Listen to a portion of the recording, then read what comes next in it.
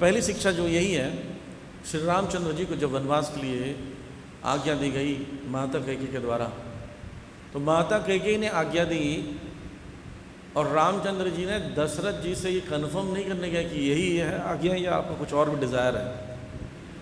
नहीं, उन्होंने कहा कि जो माता कह रही है वही सही है, मैं उसको सही मानता हूँ, क्योंकि ये भी उनके ऑथराइज्ड पर्सन है, उनकी वाइफ है, मेरी मदर है। कोई भेद नहीं किया उन्होंने। दशरथ जी की अथॉरिटी है उनकी, तो कैकेयी भी एक अथॉरिटी है उनकी। उन्होंने उन्हीं की बात को सुनकर वनवास के लिए तैयार हो गए। और कोई उन्होंने ऐसा नहीं कहा कि मुझे नहीं सुनना, अभी प्लान करता हूँ, ये किससे पूछ के, मेरे से थोड़ी पूछा था आपने, खुद ही डिसाइड कर लेते हो आपस में, ऐसा नहीं कहा उन्होंने। तुरंत ही उनके आज्ञा का पालन किया। तो ये बताते हैं कि श्री रामचंद्र जी सेवा से अटैच थे, पोजीशन से नहीं। सेवा, हमको सेवा मिलती है तो हमें क्या लगता है, उसके साथ डेजिग्नेशन होना चाहिए, पोस्ट होना चाहिए, है ना। बिना पद के कार्य कैसे होगा सोचते हम लोग। लेकिन ऐसे कई सेवाएं हैं, आप देखिए, जिन्हें बिना पद के आप कर सकते हैं। क्या हम उन सबको करते हैं? नहीं, हम उन सबको नहीं करते। जैसे प्लेट धोना है, पोछा लगाना है, क्लीननेस है, उसके लिए कोई पद की आवश्यकता नहीं है। लेकिन जब वो करने की बात करने का मौका मिलता है, कई प्लेट्स पड़े रहते हैं, गंदे स्थान गंदा रहता है, तब स्वेच्छा से नहीं करते हैं। आपको ओवरऑल क्लीनिंग इंचार्ज बना देंगे, तब आपको कुछ लोग दे देंगे, तब आप सफाई करोगे। ये जो टेंडेंसी है, इसकी वजह से हम सेवा हमको प्रॉपर नहीं मिलती। जो भी सेवा मिले, मिले भी नहीं, आप खुद ढूंढना चाहिए, सेवा ढूंढना चाहिए। सेवा इंतजार नहीं करना चाहिए कि सेवा मिलेगी तो करेंगे, ये सही चेतना नहीं है। क्योंकि संबंध जो बनता है लोगों में, वह संबंध जो बनता है वो हृदय से हृदय का संबंध बनता है। और जो बाकी संबंध हैं, जो पोस्ट से पोस्ट का है, पद से पद का संबंध है, वह वास्तविक नहीं है। क्योंकि पद खत्म, संबंध खत्म। पर हृदय से हृदय का संबंध रहता है। जब तक वो है जीवित, तब तक हृदय रहेगा, संबंध रहेगा। और जाने के बाद भी हृदय से हृदय संबंध रहता है। जिससे आपका गाढ़ा संबंध हृदय का, उसके तिरोभाव होने पर भी उनको संबंध बना रहता है। जैसा शिला प्रभुपाद से उनके शिष्यों का, यहाँ तक कि शिला प्रभुपाद जी के शिष्यों का इतना गाढ़ा संबंध हृदय का है कि हम प्रभुपाद जी से मिले नहीं, लेकिन प्रभुपाद जी की फीलिंग हमारे अंदर है। उन्होंने भर दिया, इंजेक्ट कर दिया। कैसे कर दिया? क्योंकि उनके अंदर हृदय से हृदय का संबंध। गुरुदेव भी ऐसी करते हैं। जब देखते हैं शिष्य दो प्रकार के होते हैं। एक शिष्य जो होता है वो सेवा चाहता है, और एक शिष्य क्या चाहता है? पद, प्रतिष्ठा। और गुरुदेव बड़े दयालु हैं। दयालुता के कारण गुरुदेव क्या करते हैं? दो प्रकार की कृपा प्रकट करते हैं। एक कृपा है सकपट कृपा, एक होते हैं निष्कपट कृपा। सकपट कृपा को समझने के लिए समझ लिए सपोर्ट कपट कृपा। कपट को सपोर्ट करते हैं। हमारे अंदर कपट है। क्या कपट है? ये चाहिए तो करेंगे, हमें निकाल दोगे तो, अगर पद नहीं रहेगा तो हम क्या करेंगे? तो गुरुदेव बोलते ठीक है, इसको पद दे दो। क्योंकि पद के बिना सेवा नहीं करेगा और माया में चला जाएगा, तो गुरु कृपा करके बोलते हैं सम और आदर्श को रखना जरूरी है। और दूसरा जो बोलता है गुरुदेव मुझे पद नहीं चाहिए, मुझे सेवा चाहिए, उसको विशेष कृपा देते हैं गुरुदेव, निष्कपट कृपा कहते हैं। वो उन्नति करता है। जड़ इतनी उन्नति करती है उसकी, वृक्ष बाहर से भले ना दिखे, लेकिन इतनी उन्नति कर जाता है, उसको आत्मसंतुष्टि होने लगती है। लेकिन जो सकपट कृपा वाला व्यक्ति है, उसको बहुत समय लगेगा। उसको कृपा इसलिए बोला जा रहा है कि गुरुदेव उसको सम और आदर्श सेवा में लगा रखे, नहीं तो माया में चले जाएगा। और माया में भी नहीं जा सकता, क्योंकि माया के विषय में उसको ज्ञान है कि माया खराब है, और यहाँ पर उसको पद चाहिए, तो बीच में वो त्रिशंकु के समान लटका रहेगा। इससे अच्छा है कि कम से कम कैसे सम और आदर्श लगे रहे। इसलिए गुरुदेव उस पर सकपट कृपा करते हैं। शिव जी को देखिए, वैष्णव नाम यथा शंभु, उनको आशुतोष कहा जाता है। आशु मतलब जल्दी, तोष मतलब संतुष्टि, बहुत जल्दी संतुष्ट हो जाते हैं छोटी छोटी बात पर। इसलिए उनके पास उनकी शेल्टर लेने के लिए, उनका आश्रय लेने के लिए भूत प्रेत आते हैं, इसलिए उनको भूतनाथ कहा जाता है। आप बताइए, भूतों को कोई तो शेल्टर देना चाहिए। भूत अगर ऐसे घूमते रहे तो क्या होगा, सोचिए कितना नुकसान पहुंचाएंगे, राइट। तो इसीलिए भूतों को शेल्टर देने के लिए शिव जी ने उनको बोलते शेल्टर दे दिया, ठीक है मैं तुम्हें शेल्टर दे रहा हूँ, मैं तुम्हें आश्रय दे रहा हूँ, पर मेरे हिसाब से चलना। तो क्या होता है, वो शांत रहते हैं। नहीं तो अगर उनको छोड़ दिया जाए तो कितना आतंक मचाएंगे। तो शिव जी कितना बड़ा काम कर रहे हैं, वैसे ही उस व्यक्ति को पद देकर उसको शांत करे रहते हैं, नहीं तो बहुत आतंक मचा सकता है। तो गुरुदेव ऐसे ही करते हैं, शांत रखते हैं उसको, नहीं तो क्या होगा, वो समाज में उत्पात कल्पते, उत्पात मचाता है। दूसरा लेसन ये है कि the purpose of life is to kill the demon within. Ramchandra ji ने वनवास क्यों लिया था कि वनवास में जाकर, दंडक वन में जाकर उन राक्षसों को मारे। रामचंद्र जी चाहते हैं राक्षसों का संहार करना। जैसे उस दिन श्रील प्रभुपाद जी कह रहे हैं कि वैसे तो भगवान परित्राणाय साधु नाम के लिए आते हैं और चलते चलते विनाशाय या दुष्कृताम भी कर देते हैं, है ना। जैसे आप कुछ मार्केट में खरीदने गए, मान लीजिए अभी आप कोरोना वैक्सीनेशन के लिए जा रहे हैं और सामने में देखेंगे आम मिल रहा है, चलो आम लेते चलते हैं। आम के लिए नहीं गए थे, आम सेकेंडरी पर्पस था, प्राइमरी पर्पस वैक्सीनेशन था, आम भी ले ली साथ में, सस्ता मिल रहा है। भगवान बोले साधुओं को दर्शन देने जा रहा हूँ, 2-3 थप्पड़ और मारते चलूँ सबको, बस काम खत्म। दंडक वन में जो दंडक वन के जो ऋषि मुनि थे वो इंतजार कर रहे थे भगवान का दर्शन का। भगवान ने कहा वहाँ जा रहा हूँ, इतने सारे छोटे मोटे राक्षसों के साफ करते हुए चलेंगे, क्लिनिक सफाई अभियान, और वहाँ जाकर फिनिश कर देंगे रावण को भी। रावण को स्पेशली मारने के लिए नहीं आए थे। तो भगवान ने ये पर्पसफुली किया, लेकिन हमारे हृदय में जब भगवान को बुलाएंगे, राम को बुलाएंगे, तो हमारे अंदर के जो काम, क्रोध, लोभ, मोह, मद, मात्सर्य है वो समाप्त हो जाएगा। काम, क्रोध, लोभ जो है इनबिल्ट एनिमीज हमारे साथ ही बॉर्न होते हैं, हमारे साथ ही आते हैं। ऐसा नहीं कि हम कहीं से लाते हैं। कई लोग बोलते प्रोची मेरे अंदर काम आ गया। काम आ गया नहीं, पहले से था, आ नहीं गया कहीं से, उसको आपने पोषण किया है, इसलिए एग्रीवेट हो गया है, वो बाहर दिख रहा है। आपके शरीर में, हम सबके शरीर में खतरनाक 6 राक्षस हैं। जिसको खाना खिलाओगे वो स्ट्रांग हो जाएगा, काम को खिलाओगे काम बोलेगा काम, लस्टी। क्रोध को दोगे क्रोध हो जाता है, जिसका पोषण करेंगे वो बढ़ता जाएगा। तो इसलिए श्री रामचंद्र जी को जब बुलाते हैं, श्री रामचंद्र जी के बाणों से क्या होता है, वह काम, क्रोध, लोभ, मोह, मद, मत्सर ये नष्ट हो जाता है। लेकिन हमारी समस्या क्या है, हम राम को लाना नहीं चाहते, बिना राम के क्या चाहते हैं, सारे शत्रु मर जाएं। एक ने कहा प्रभु जी मेरे पास भी राम के भाई आराम की फिलॉसफी है। मतलब ये कौन सी फिलॉसफी है?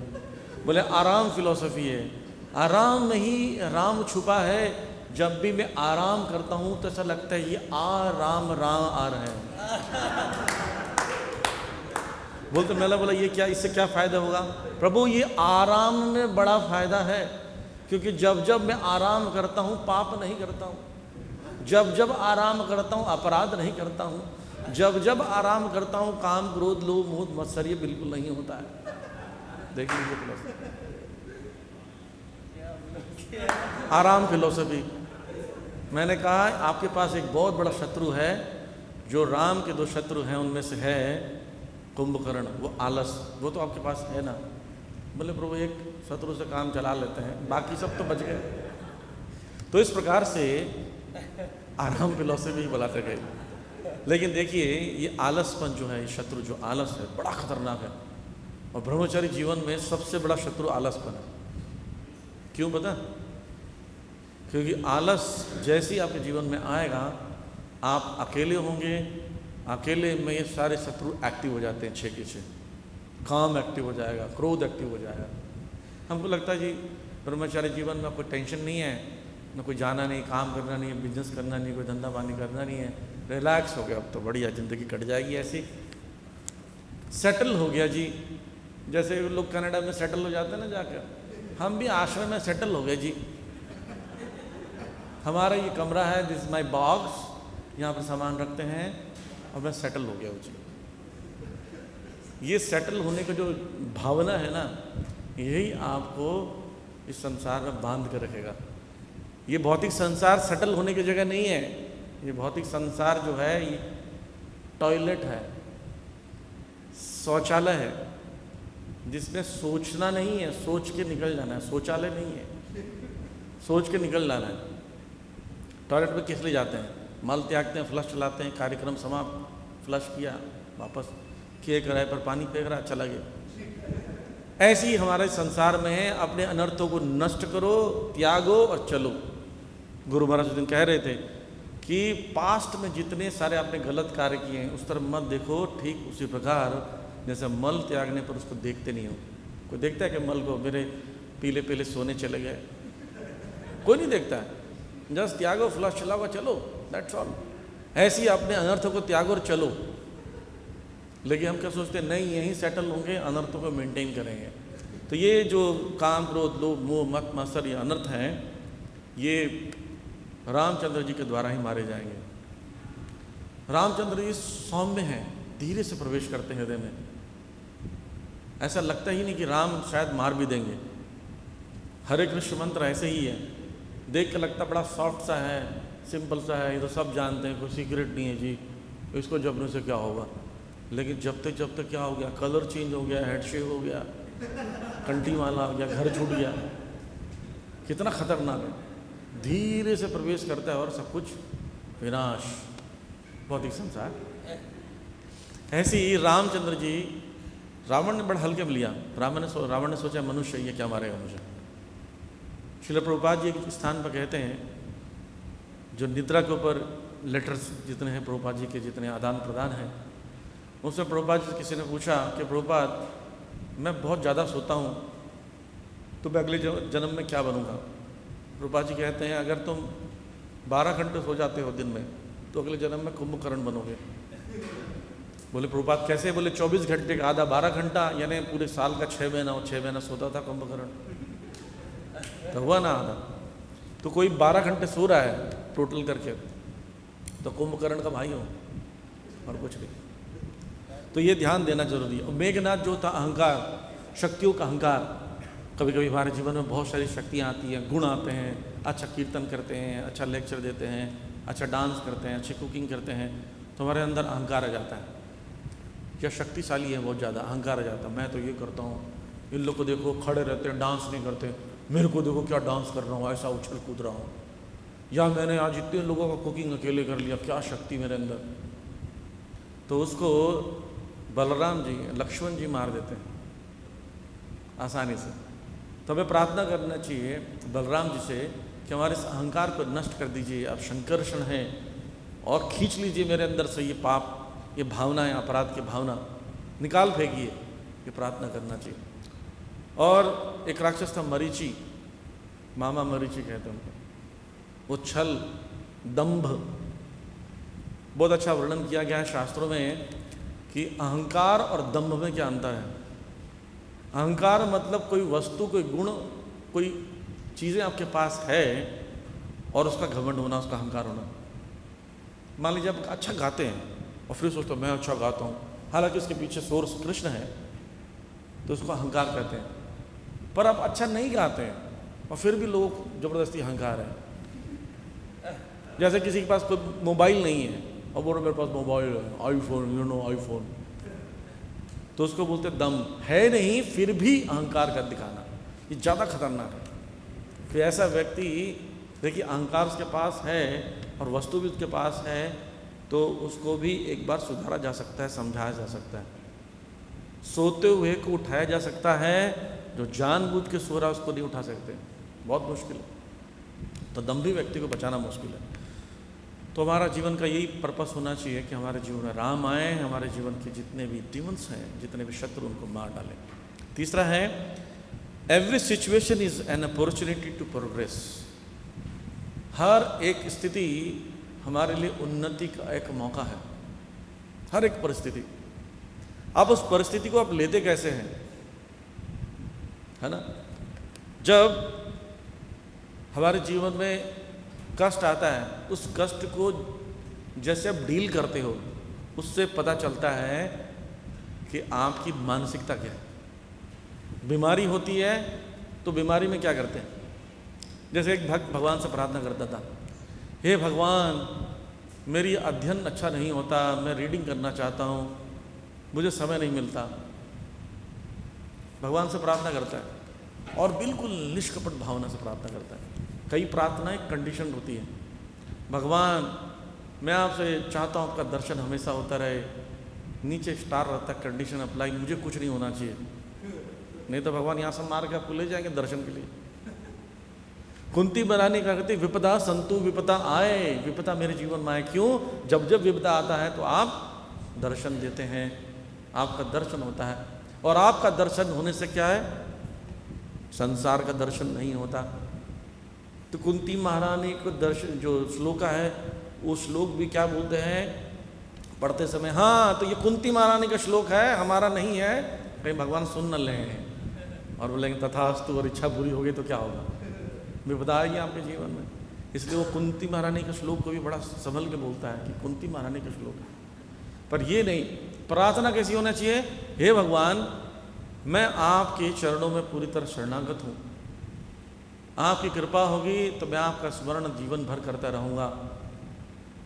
आप इसके लिए मेरे साथ कुछ भी कैसे भी अपनाएं, मेरे साथ कैसे भी डील करें भगवान, मारी वो राखी वो जो इच्छा तुम्हार, आशील शिवा पादरताम पेनस तुम्हार।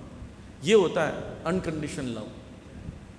लेकिन क्या होता है कंडीशन अप्लाई।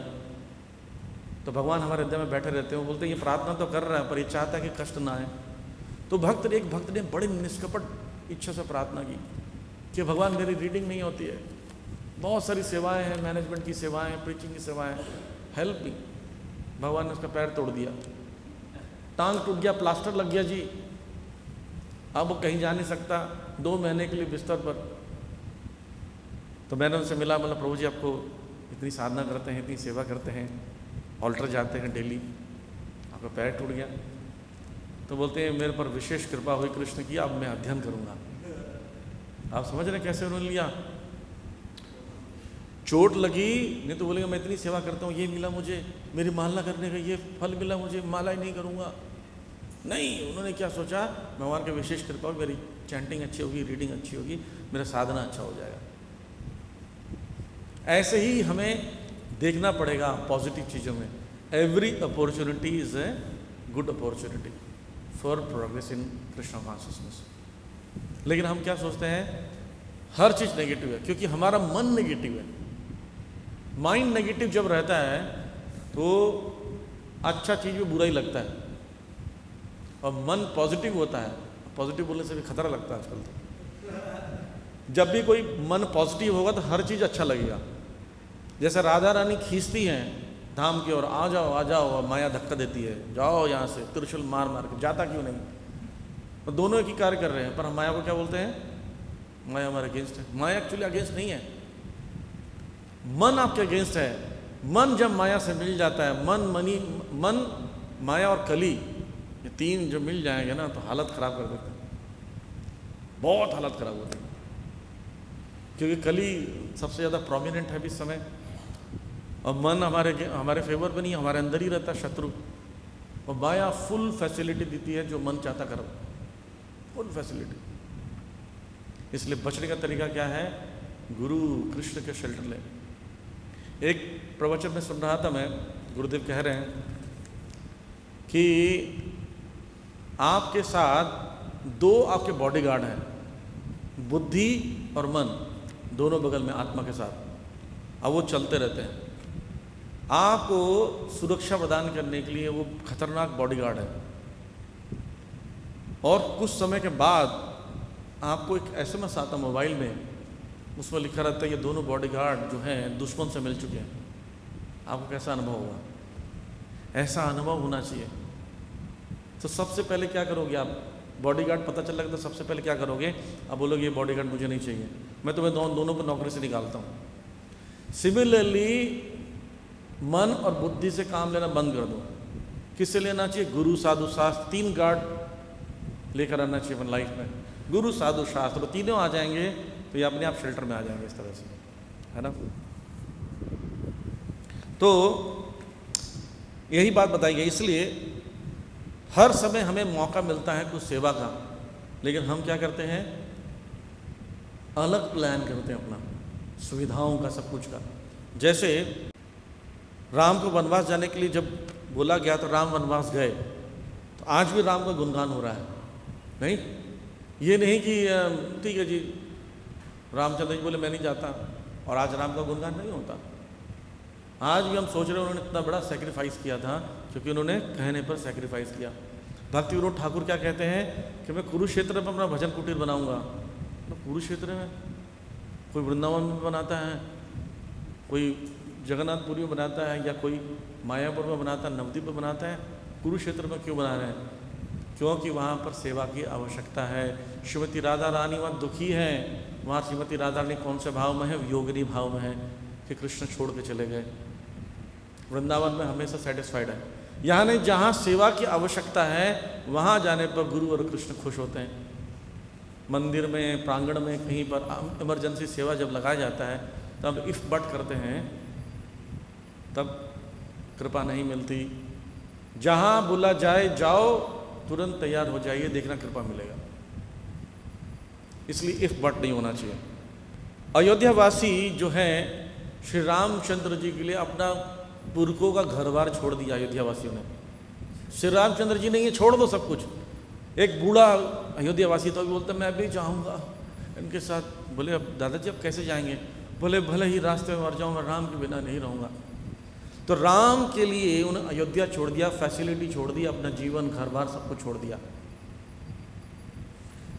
आप लोगों ने भी छोड़ा, सबको छोड़ना चाहिए। छोड़ो घर बार, चलो हरिद्वार, सबसे बढ़िया स्लोगन है। सब कुछ छोड़ के चलना चाहिए, क्योंकि जब आप भगवान के लिए सब कुछ छोड़ोगे तो भगवान आपको सारा संसार दे देंगे। मैं भक्तों से कहता हूँ कि क्या आपने 2 BHK 3 BHK के चक्कर में रहते हो, पूरा जीवन बिताते हो? अब मंदिर, इतना बड़ा बड़ा मंदिर है, पूरा संसार में जितने बड़े बड़े मंदिर में भक्त लोग रहते हैं, इस संसार में कोई नहीं रहता इतने बड़े बड़े। 6-6 अरब के मंदिर में यहाँ पर 200-500 BHK है। आराम से रहो, नाना प्रकार के व्यंजन खाओ, टेंशन फ्री, कृष्ण उनका प्रचार करो धुआंधार। लोग बनाते हैं 1 BHK 2 BHK 3 BHK 5 BHK 6 BHK, कोई नहीं जाएगा बच के, सब लोग मरेंगे यहाँ पर। तो इसलिए यहाँ पर बता रहे हैं भक्ति विनोद ठाकुर, ये संदेश देते हैं हमें कि पूरी तरह शरणागत होना चाहिए। अयोध्यावासी जंगल चले गए समर्पित करके। कई बार समर्पण का एक्टिंग करते हैं लोग, समर्पित होते नहीं है, समर्पण होने का एक्टिंग करते हैं। वो बहुत खतरनाक है, क्योंकि नुकसान उन्हीं का होना है। एक्सपर्ट होते हैं। कई बार बोलते हैं ना कौन कौन गोलोक धाम जाएगा, सब हाथ खड़ा कर देते हैं। लेकिन कल्पना कीजिए बाहर ही आपको गरुड़ जी मिल रहा है, हाँ जी चलिए लेने आए, तो आप तैयार नहीं हैं, हम सब तैयार नहीं हैं। कुछ ना कुछ बहाना करेंगे, प्रभु मेरा वो मोबाइल रह गया, ले लूँ, मैंने ये नहीं किया, महाप्रसाद रखा था, किसी को कोई मिल रहा, किसी को कोई और खा लेगा। तो पूरी तरह डिटैच नहीं है, बिल्कुल तैयार नहीं है। एकदम ऐसे तैयार होना चाहिए कि भगवान सामने आ गए, कुछ सोचना नहीं, बस जाना है। सबसे बड़ी बात, भगवान सामने आएंगे पहचानेंगे नहीं हम लोग। बोले कौन आ गया, रामचंद्र जी जैसा दिख रहा है, ऐसे ही लगेगा। तो हम छोड़ने के लिए तैयार नहीं है, हमारा प्रेम कहीं और है। इसलिए कुछ अयोध्यावासी उनके चक्कर में रामचंद्र जी गए अयोध्या से थोड़ा बाहर जंगल में, बोले हम आज रात्रि यहीं विश्राम करेंगे। तो सब सो गए, विश्राम करने लगे। तो वहाँ पर सारे अयोध्यावासी सो गए। रामचंद्र जी जग गए 1 बजे, उठो उठो उठो सब चलो, सबको बैठा दिया और चलने लगे। और अयोध्यावासी जो थे पूरे के पूरे सोने लगे, सब गहरी निद्रा में सोए थे। तो क्या होता है, जब सेवा करने जाते हैं तो रेस्ट करने का प्लान ज़्यादा कम नहीं होना चाहिए हमारे जीवन में। क्या होना चाहिए, सेवा करना, सेवा करना, एकदम अलर्ट रहना सेवा में। तो अटेंटिवनेस जो है वो हमें सेवा से च्युत कर देता है, बिल्कुल अलग कर देता है। अगर हम देखेंगे एक भक्त के जीवन में, रूप गोस्वामी पद्यावली में कहते हैं कि आप आंख बंद कर कर इस पद पर आप दौड़ सकते हैं। श्रीमद् भागवतम में 11वें स्कंद में भी बताते हैं, नवयोगेंद्र कहते हैं कि आंख बंद कर दौड़ा जा सकता है इस पद पर, कोई खतरा नहीं है। पर एक खतरा है, वो है अनर्थों का। अनर्थ 4 प्रकार के होते हैं। पूर्व जन्म के 2 अनर्थ होते हैं, जो पाप कर्म से उत्पन्न होते हैं और पुण्य कर्म से उत्पन्न होते हैं, वो दोनों बाधक हैं। और जब हम लोग भक्ति में आ जाते हैं तो 2 अनर्थ और उत्पन्न होते हैं, अपराध से उत्पन्न होने वाला और भक्ति को ध्यानपूर्वक नहीं करने से भक्ति से जन्म होने वाले अनर्थ। इन चारों अनर्थों का एक ही सॉल्यूशन है, अटेंटिवनेस। कैसे? पूर्व जन्म के अनर्थों का कुछ कर नहीं सकते, ध्यानपूर्वक जब करने से समाप्त हो जाएंगे। यानी दुष्कृत उत अनर्था, सुकृत उत अनर्था चला जाएगा। लेकिन अपराध किससे होता है? अपराध इन अटेंटिवनेस से होता है। भक्तों के प्रति अटेंटिवनेस नहीं रहेगा, सेवा में अटेंटिवनेस नहीं है, जप में नहीं है, धाम में नहीं है, नाम में नहीं है, तो क्या होगा? अपराध होगा। और दूसरा, अपराध से उत्पन्न होने वाला, जब ध्यानपूर्वक हम भक्ति नहीं करते हैं तो क्या होता है? ये कई प्रकार के अनर्थ उत्पन्न होते हैं, जैसे उत्साहमयी, घन तरल आदि उत्पन्न होते हैं। इस सब का एक ही सलूशन है, इन अटेंटिवनेस से बचने का, ध्यानपूर्वक रहना, अलर्ट रहना। कई बार हम पूछते हैं कि आप जब जाते हैं किसी रोड से तो दोनों तरफ क्यों देखते हैं? बोलते गाड़ी आ रही है, गाड़ी तो आ ही रही है, पहले भी आएगी, बाद में भी आएगी। बार बार देखते क्यों हैं? क्योंकि आपको मृत्यु का भय है, आपको परिणाम पता है। ठीक उसी प्रकार जब हम भक्ति में यहाँ रहते हैं तो हम डील करते समय, एक्टिविटी परफॉर्म करते समय क्या यह नहीं सोचना चाहिए कि इसका परिणाम क्या होगा? जब ये सोच लेते इसका परिणाम क्या होगा, तब अलर्ट हो जाते हैं, तो आपसे अपराध नहीं होगा। चैंटिंग में इन अटेंटिवनेस से करूँगा तो क्या होगा? डीटीज की सेवा में इन अटेंटिवनेस से करूँगा तो क्या होगा? अगर अयोध्यावासी ये सोचकर सोए होते कि कहीं रामचंद्र जी चले गए तो क्या होगा, जिनके साथ हम इतनी दूर आए हैं, पर उन्होंने ध्यान नहीं दिया। बोले सो, अरे रामचंद्र जी तो हमारे साथ ही है, टेंशन फ्री रहिए, खाइए पिए सोइए, बढ़िया पार्टी शार्टी की, सो गए। सुबह उठे, रामचंद्र जी देखे, है ही नहीं, बहुत दुख हुआ, ग्लानि होती है बाद में। छठवां है कि भरत जी का कॉन्शियसनेस था, वो क्या था? I am a caretaker, हम देखभाल करने वाले व्यक्ति हैं, हमको कोई पद प्रतिष्ठा नहीं चाहिए। ये सेवा मिली है कैशियर के समान। कैशियर को देखा है? कैशियर को देखना आप ध्यान से, वो क्या करता है? जब वो कैशियर के जो बॉक्स में बैठा रहता है, उसके पैसे आते हैं तो क्या खुश होता है? अरे इतना सारा पैसा, अरे भाई मजा आ गया, पैसे आ गए, मजा आ गया, लखपति बन गया, ऐसा सोचता है? एकदम कोई भाव नहीं रहता अंदर, लगता कट कट कट काउंट करता, रख देता है। और दूसरी तरफ जब पैसा कोई लेने आता है तो रोने लगता है, हाय मैं तो लुट गया, मेरे सारे पैसे बर्बाद हो रहे हैं, लेके जा रहा है। नहीं, उसको पता इसका पैसा है, इसने दिया, ये ले गया। ऐसे सब कुछ किसका है? कृष्ण का है। जो भी आपके पास है, ये शरीर, ये स्वास्थ्य, ये गुण, ये सब कुछ किसके हैं? कृष्ण के। जब चाहेंगे देंगे और जब चाहे ले लेंगे। आप बहुत अच्छा गाते हैं, एक बार एक नस हिलेगी गर्दन की, गाना बंद। आप बहुत अच्छा नृत्य करते हैं, एक बार दिमाग का नस हिलेगा, पैरालाइज। कुछ भी हो सकता है। एक पेट का नाभि हिल जाता है तो आदमी एकदम ऐसा लगता है कि पूरे संसार में उसके जीवन में कुछ नहीं रहा हो।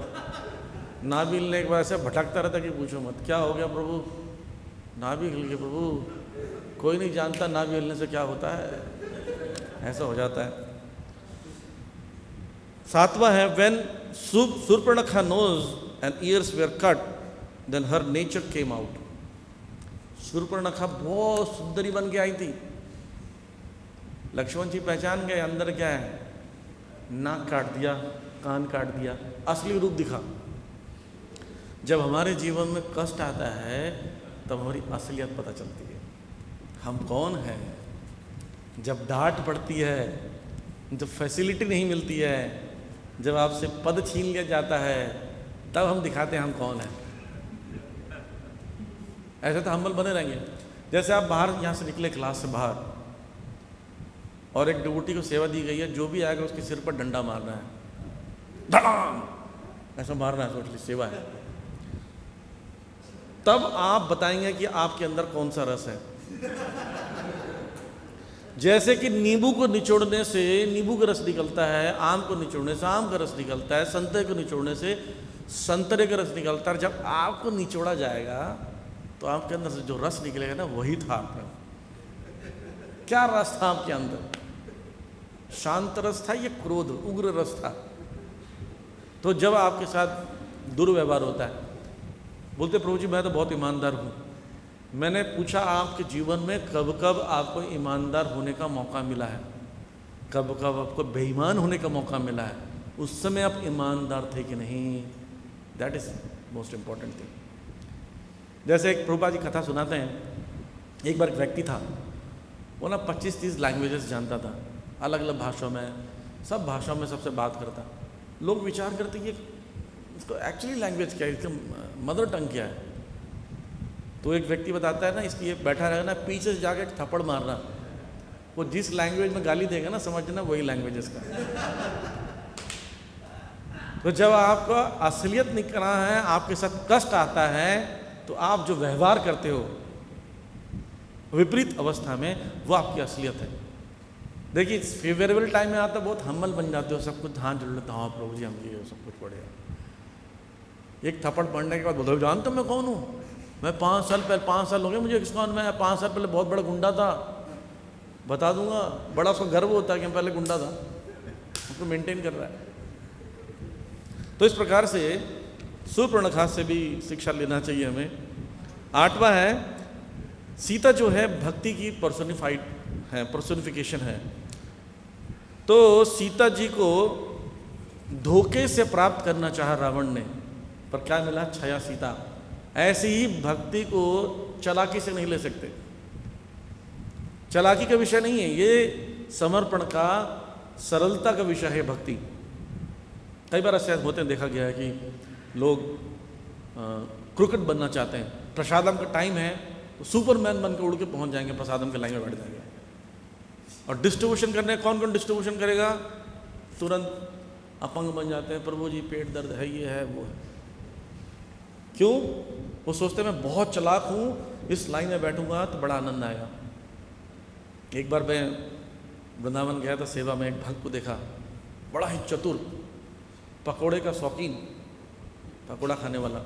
6 लाइन थी, मैं डिस्ट्रीब्यूशन के लिए बैठा हुआ था, सबसे पहले लाइन में सबसे पहला नंबर पे बैठे थे। जैसे ही पकोड़ा उसकी थाली में गिरा, कब से खा लिया, ऐसा बैठा रहा। मैंने देखा ये क्या है, फिर उठ के आया और लाइन के सबसे लास्ट में फिर बैठ गया, वहाँ पे एक पकौड़ा और खा लिया।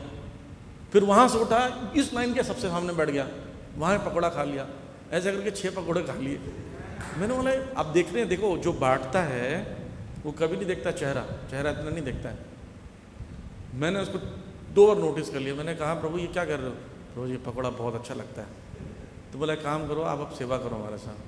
बोलते नहीं प्रभु जी मेरे शरीर में दर्द है, पेट खराब रहता है, लूज मोशन है। बोला पकौड़े खा रहे हो लूज मोशन में? तो ऐसे ही होता है, जब आप चालाकी से भक्ति करना चाहेंगे तो भक्ति नहीं होगी, कुछ और मिलेगा। इसलिए भक्ति एक अलग विषय है, सरलता का विषय है। सरलता से जो गुरुदेव बोले, अथॉरिटी बोले, जब इसको परफॉर्म करेंगे तो बहुत इनरिचमेंट होता है, आनंद आता है अंदर से। लेकिन जब आप क्रिकेट बन जाते हैं, चालाक बन जाते हैं, तो वही चीज़ें आपसे छीन ली जाती, कृपा नहीं मिलती, साधना नहीं होती, भजन नहीं होता है। 9वां है, जटायु के विषय से सीखना चाहिए। जटायु अपने डिटर्मिनेशन से, अपनी शक्ति से उन्होंने युद्ध किया, भले हार गए। जटायु की जो शक्ति थी रावण के सामने कुछ भी नहीं थी, लेकिन फिर भी लड़े, ये सोच कर लड़े कि मुझे सेवा करनी है, भले हार जाऊं, कुछ भी होगा देखा जाएगा। कई बार गुरुदेव बोलते हैं सेवा करो, कई बार अथॉरिटी बोलती है सेवा करो, हम पहले ही बोल लेते हैं नहीं होगा। सेवक 3 प्रकार के 3 गुणों में होता है। कभी कभी तमोगुणी वाला जो व्यक्ति है ना, वो शुरू में मना कर देता है, प्रभु ये क्या सेवा बता रहे प्रभु जी, ये तो बहुत दिक्कत है उसमें, सेवा में तो हो गई नहीं है सेवा, साफ मना कर देता है। रजोगुणी वाला व्यक्ति हम करूँगा बोलता हूँ, और जैसी समस्या आती छोड़ देता है, भाग जाता है, और बताता भी नहीं है कि सेवा कैसी चल रही है, क्या चल रही है, क्या हुआ सेवा, वो छोड़ दिया, खराब चल रहा था, बड़ा दिक्कत हो रही थी।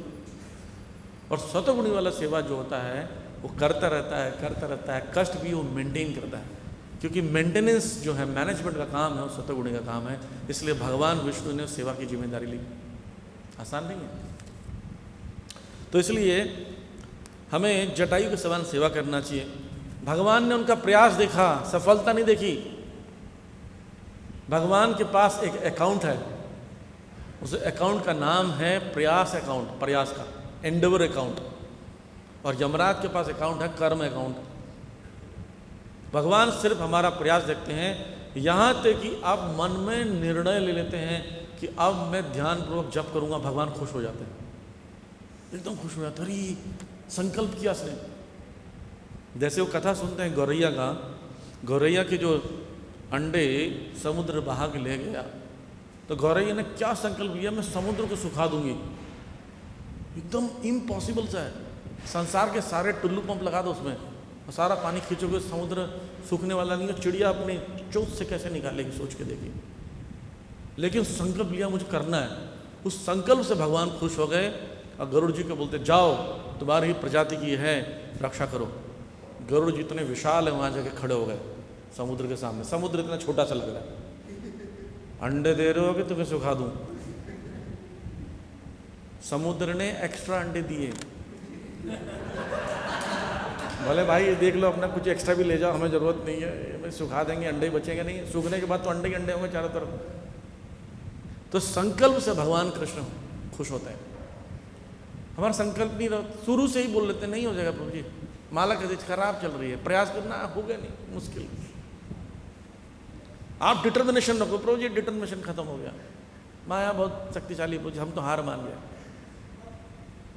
लेकिन आपका प्रयास करने का भी प्रयास नहीं किया आपने। बुक डिस्ट्रीब्यूशन के लिए जाते हैं तो बुक डिस्ट्रीब्यूशन में भगवान काउंट करते हैं कितने लोग को अप्रोच किया, कितना प्रयास किया। भगवान ही नहीं देखते कितने लोग को दे दिया, कितने बुक्स हो गए। तो प्रयास जरूरी है। तो यही बात जटायु के जीवन से हमें मिलती है, अपनी पूर्ण शक्ति से प्रयास करना चाहिए। भगवान आपके प्रयास से संतुष्ट हो जाते हैं, खुद आपको आत्मसंतुष्टि होने लगती है। कृष्ण भावनामृत है ही ऐसी। कृष्ण भावनामृत रिजल्ट नहीं है, कृष्ण भावनामृत एक्शन है, रिजल्टेंट नहीं है, एक्शन है। एक्शन से ही आप उन्नति कर जाते हो। अंत में है शबरी जी के जीवन से मिलना चाहिए, पेशेंस। 10वां है ये शबरी जी के जीवन बताऊंगा, 5 मिनट की कथा है। शबरी जी छोटी थी, 10 साल की, और आसपास में राम के विषय में तो कथा राम जी के आने के पहले भी चलता था, तो सुनती राम के विषय में, और बचपन से राम का भक्त बन गई। राम राम दिन रात करती, खेलते भी राम करते, खाते भी राम करते। तो माता पिता बड़े सोचने लगे कि ये राम का भक्त बन गई, ये विवाह नहीं करेगी तो बड़े होकर, इसलिए अभी से इसका विवाह कर दो। तो शबरी को 10 साल की आयु में विवाह का आयोजन किया गया। देखिए 10 साल की बच्ची है, उसको ये नहीं पता विवाह क्या होता है। माँ श्रृंगार कर रही है, दुल्हन बनाने जा रही है उसको। शबरी पूछती है मुझे आज इतना श्रृंगार क्यों करती हो माता?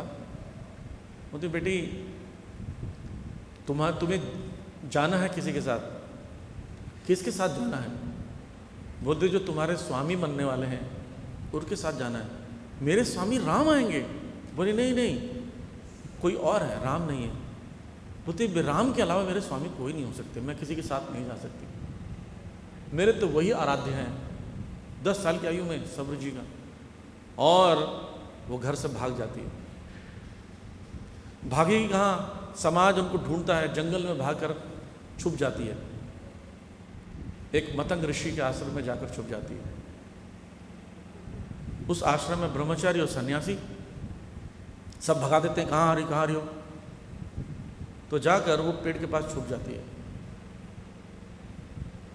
लेकिन भोजन चाहिए और सेवा चाहिए, तो रात्रि में क्या करती है, आश्रम को झाड़ू बुहारा कर देती साफ सफाई कर देती, पानी भर देती। सुबह ब्रह्मचारी उठते, देखे ये सब कौन कर गया। एक ब्रह्मचारी छुप कर देखता है, ओ ये लड़की कर रही, पकड़ लेते हैं उसको, मतंग ऋषि के पास ले जाते हैं। तो पूछता है, तुम ये क्यों कार्य कर रही हो, घर से क्यों भागी हो। बोलते मैं राम के बिना रह नहीं सकती, इसलिए समाज छोड़ा, और साधु संतों का समाज में मुझे अपनाता नहीं, तो मैं कहाँ रहूँ, मैं पेड़ में रहती हूँ। मतंग ऋषि का हृदय पिघल जाता है। कहती, पुत्री आज से तुम मेरी पुत्री हो, ऋषि आश्रम में रहोगी, मैं तुम्हें कुटिया बना के दूंगा। तो एक शिष्य कहता, पर गुरुदेव कोई क्या कहेगा। बोलते, जानते हो मतंग का मतलब क्या होता है, पागल हाथी। अगर किसी ने स्त्री को छुआ, मेरी बेटी को छुआ, तो श्राप देकर भस्म कर दूंगा।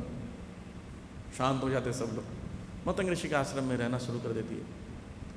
सेवा करते करते कई वर्ष बीत जाते हैं। एक दिन मतंग ऋषि शरीर त्यागने की अवस्था आती है, बहुत सेवा करी रहती है। मतंग ऋषि बुलाते हैं, शबरी को बुलाओ। शबरी को आदेश देते हैं, तुम चिंता मत करना, तुम राम से प्रेम करती हो ना, राम एक दिन जरूर आएंगे। तुम थाली लेकर, प्रसाद लेकर, अन्य भोग लेकर खड़े रहना, उनकी आरती उतारना, उनको भोजन कराना, रोज गेट पर खड़ा होना, एक दिन जरूर आएंगे। बोलते जी गुरुदेव। और गुरु की सेवा में इतनी तत्पर, इतनी फेथ, गुरु की आज्ञा पर इतना फेथ था कि वो खड़े हो गई और डेली जाती, यही कार्य करती। और ऐसा करते करते 10,000 साल बीत गए, 10,000 ईयर्स। शबरी आती, बूढ़ी हो गई, दूर जंगलों में फल बनने नहीं जा सकती, तो पास में आश्रम में बेर के फल चुनती और रखती। आंख से दिखता नहीं तो देखते रहती, इंतजार करती, कृष्ण राम आएंगे। एक दिन राम आ गए, दूर से देखती राम आ रहे हैं, तो बोलती लगता मुझे इच्छा बहुत होती है ना, इसलिए राम दिख रहे, राम नहीं है लगता है। जाने लगती है, फिर सोचती कहीं राम आ गए होंगे तो मैं उपेक्षा करना ठीक नहीं है, फिर वापस आती है, फिर देखती है राम एकदम सामने आ जाते हैं, रोने लगती है और आंख में इतने आंसू आ जाते हैं कि धुंधले हो जाते हैं राम का रूप। राम आके आंसू पोंछते हैं, कमरे में बैठाती हैं, अपने हाथ से वो बेर खिलाती है। तो ये एक सबरी से, ये जीवन से शिक्षा मिलनी चाहिए। ये हमारे जीवन में भी पेशेंस होना चाहिए। अगर हमारे जीवन में पेशेंस होगा, कितने भी आयु हो जाए, कितने भी जन्म जन्मांतर हो जाए, कृष्ण जरूर मिलेंगे, कृष्ण का प्रेम जरूर मिलेगा, मिलना ही होगा। ये इस भावना से जब हम लगे रहेंगे तो भगवान जल्दी कृपा करेंगे। हो सकता था कई जन्म जन्मांतर लग जाते, लेकिन फिर भी उन पर विशेष कृपा होगी। तो ये 10 शिक्षाएं हैं। हमें इस रामायण से तो वैसी बहुत सी शिक्षाएं लेनी चाहिए। जैसे अब आगे जाके अगस्त मुनि की कृपा मिलती है, साधु संघ का कृपा मिलता है, ऐसे कई शिक्षाएं हैं। इन शिक्षाओं को अपने जीवन में अपनाने का प्रयास करना चाहिए। राम का आह्वान करना चाहिए, अपने हृदय में आकर ऐसे अनर्थों को दूर करे, हमारे डाउट्स को दूर करे। उनकी जो उन्होंने रामलीला की, उनकी शिक्षाओं को हमारे जीवन में अपनाने के लिए हमें कृपा प्रदान करें। अन्यथा क्या होगा, रामलीला सिर्फ एक लीला, रामलीला का बोलते एक नौटंकी हो जाएगी बस, कि राम है, लक्ष्मण है, भरत है, शत्रुघ्न है, युद्ध हुआ, रावण को मारे, चलो जी उसके बाद घर चलें। जैसे कि सत्यनारायण कथा होती थी ना, सत्यनारायण कथा जी पंडित जी गा रहे हैं, यहाँ पर सत्यनारायण की कथा बोलते जा रहे हैं, एक फोटो लगा हुआ है, पीछे औरतें जो स्वेटर बुन रही हैं या मटर छिल रही हैं, बातें कर रही हैं, बहन भाई चल रहा है वहाँ पर, और उसके बाद अंत में वो पंजीरी मिलता है, कटा हुआ केला मिल जाता है, घर चले गए। बोल सत्यनारायण भगवान की जय। क्या भक्ति यही है? भक्ति ये नहीं है, भक्ति प्रयास है, भक्ति कुछ अपने जीवन में करने का है। शिक्षाएं लेना चाहिए, हर एक एक्टिविटी से, हर एक कथा से, हर एक प्रसंग से, हर एक श्लोक से, हर एक ग्रंथ से, हर एक व्यक्ति से, हर एक डिवोटी से हमें कुछ सीखना चाहिए अपने लाइफ के लिए, उन्नति करने के लिए। हरे कृष्ण।